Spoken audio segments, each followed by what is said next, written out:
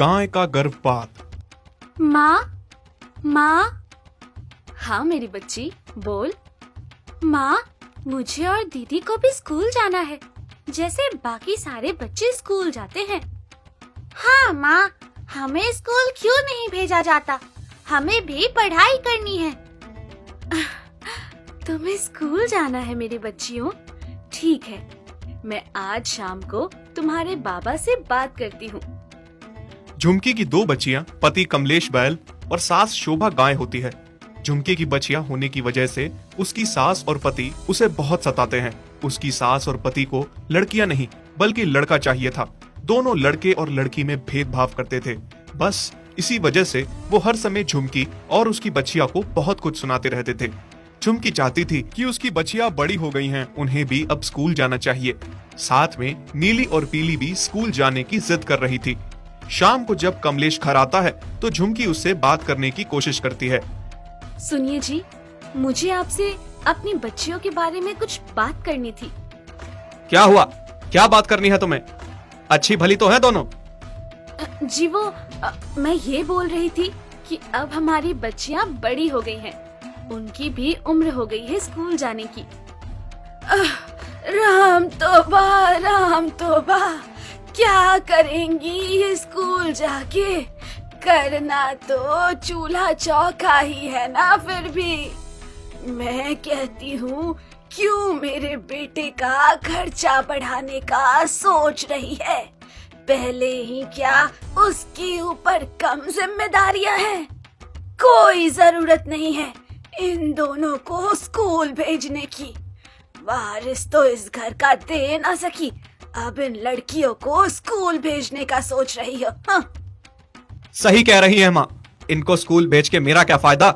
मुझे अगर इस घर का वारिस बछड़ा देती तो उसे स्कूल भेजता, उस पे खर्चा करता तो कल वो मेरा नाम रोशन करता, मेरे बुढ़ापे की लाठी बनता। ये बचिया क्या मेरा नाम रोशन करेगी और मेरे बुढ़ापे का क्या सहारा बनेगी?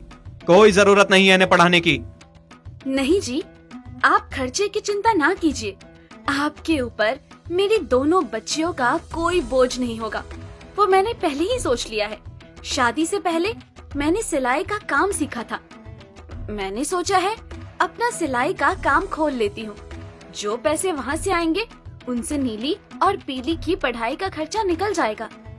राम तौबा, बेटा देख, तेरी बहू के पर निकल आए हैं। इतने बड़े बड़े फैसले अब खुद ही लेने लगी है। सिलाई करेगी तो घर का काम कौन तेरा बाप करेगा?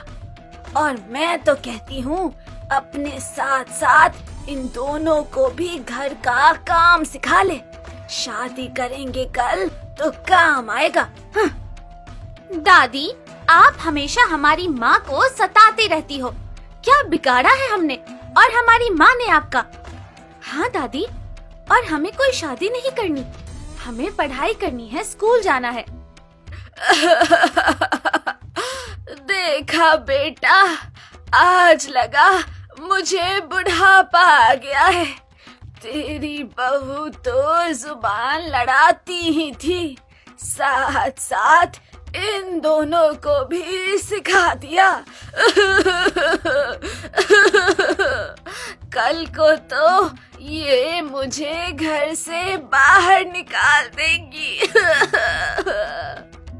ये सुन के कमलेश को गुस्सा आता है और वो झुमकी को मारता है। झुमकी और दोनों बच्चियां रोने लगती हैं। अपने साथ साथ तुमने इन दोनों को भी जुबान लड़ाना सिखा दिया है। अगर दोबारा इन दोनों ने मेरी माँ के आगे जुबान खोली तो मैं जुबान काट दूंगा। दोनों बच्चियां रोते रोते माँ के गले से लग जाती हैं। माँ, दादी और बाबा हमें प्यार क्यों नहीं करते? क्या लड़की होना पाप है?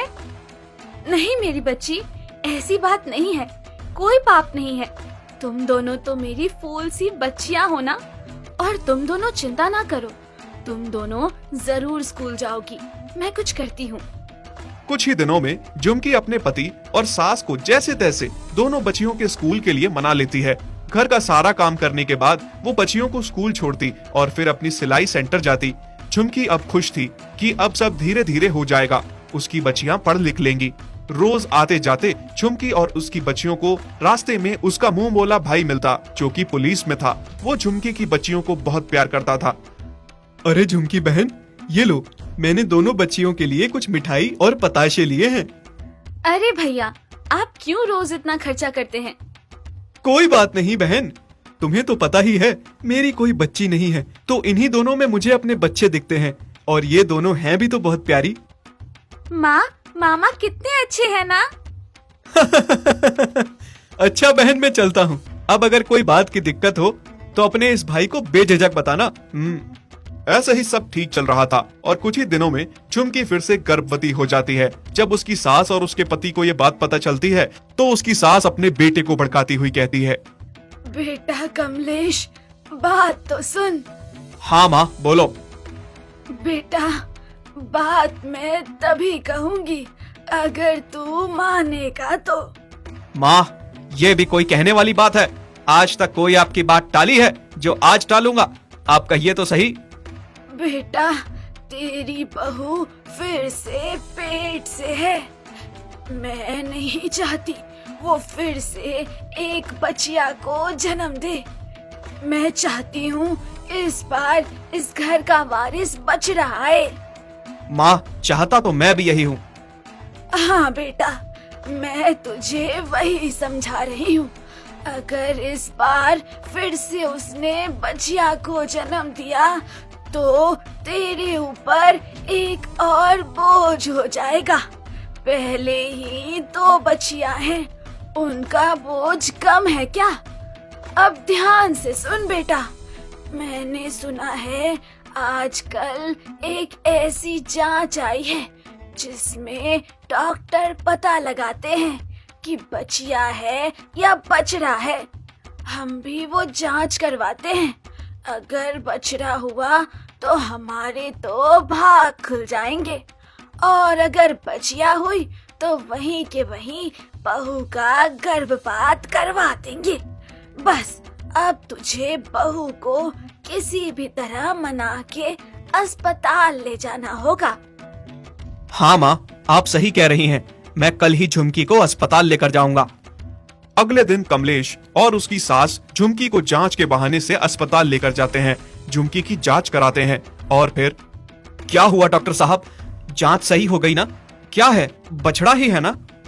हाँ डॉक्टर साहब, बोलिए ना, बछड़ा ही है ना? नहीं, हमें जांच से पता चला है कि आपकी पत्नी के पेट में बछड़ा नहीं, बछिया है। हाय भगवान, हमारी किस्मत ही फूटी है। कैसी बहू मिली, एक बछड़ा तक नहीं दे सकती। बेटा, अब तो बहू का गर्भपात करवाना पड़ेगा। हाँ माँ, आप सही कह रही हैं। पीछे खड़ी झुमकी सारी बात सुन लेती है। सुनिए जी, ये आप क्या कह रहे हैं? माँ जी, आप तो समझिए, ये क्या भड़का रही हैं आप अपने बेटे को? तुम अपना मुंह बंद रखो। मुझे एक और बच्चियां नहीं चाहिए, इसलिए जैसा कहता हूँ वैसा ही चुपचाप करो।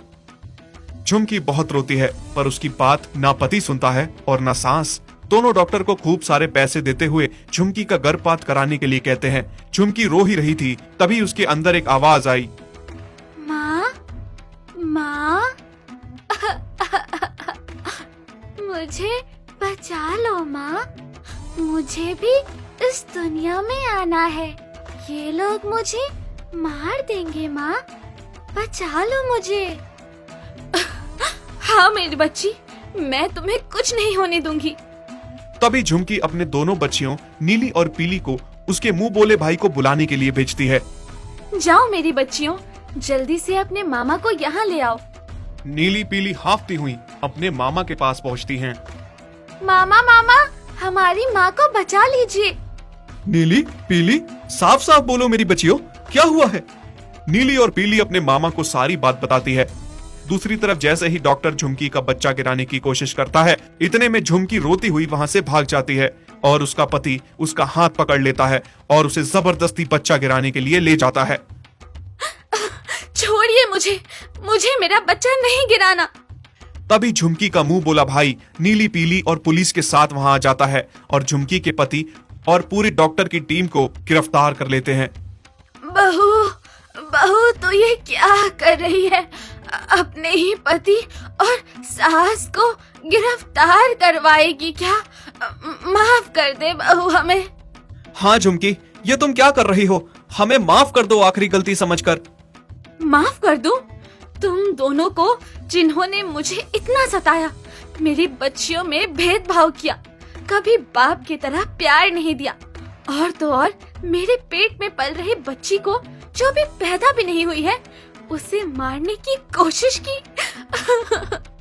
आज तक जो भी हुआ मैंने बर्दाश्त किया, पर आज की गलती की माफी नहीं मिलेगी।